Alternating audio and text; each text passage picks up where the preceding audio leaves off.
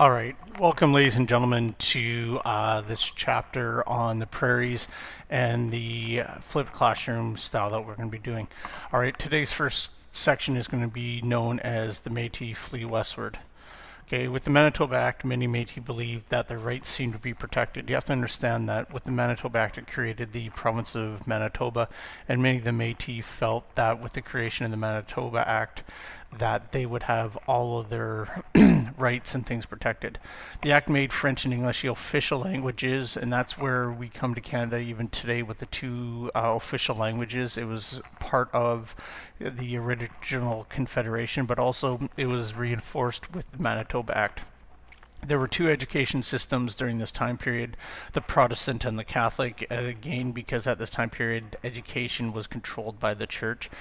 And there is 1.4 million acres of land was reserved for Métis farm use. Now, what you have to understand is much of this area was not in the original Red River settlement. It was in other places.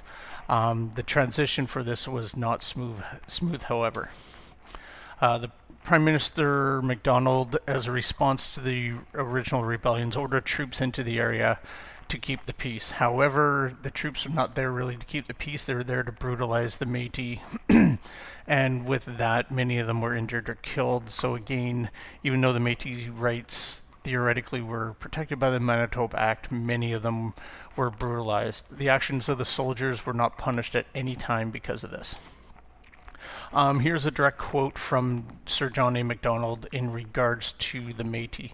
These impulsive Métis have got spoiled by the mute uprising and must be kept down by a strong hand until they are swamped by the influx of settlers. So even MacDonald is saying, hey, the Métis are a problem, but we'll deal with the problem with more people moving to the area, and with these more people moving to the area, the Métis culture will be extinguished. Under this whole Manitoba Act thing, land ownership was still not clear. In order to get the land set aside for them, the Métis had to have script. And now there's two types of script that the Métis could take. They could take $160, or they can get a land script of 160 acres of land.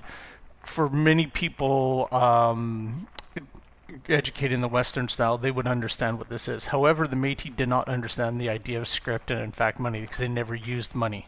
So many of them ended up selling their script to land speculators for what they were less than what they were worth. So if they took $160, the land speculators would give them $60 for it, and then they'd be able to turn around and sell the land. Again, the Métis did not understand this whole idea or concept, and many of them were taken advantage of. So the land speculators then used the script to buy more land from the Métis, and the Métis, because they didn't understand, were taken advantage of. Also, the Manitoba government itself threatened jail the Métis people that didn't sell their land. So it's one of those big things that even though they're given this land, they're still forced by the Europeans to sell their land, and if they didn't, that's where the army would come in and brutalize them. Many Métis people left Manitoba in the early 1870s, going to the northwest trying to replicate their settlements in Red River. They had had enough of what they had seen and decided to move farther west away from this incoming flux of settlers to establish themselves.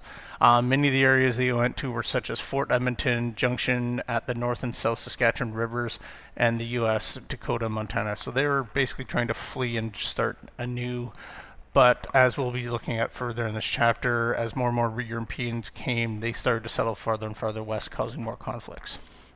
As you can see, here's a map of Red River and the areas where many of the Métis people went to settle. You can see that they moved to the northwest. You can tell by the top arrow that that is where Fort Edmonton is. You can see where many of them moved down to the Dakota and areas like that.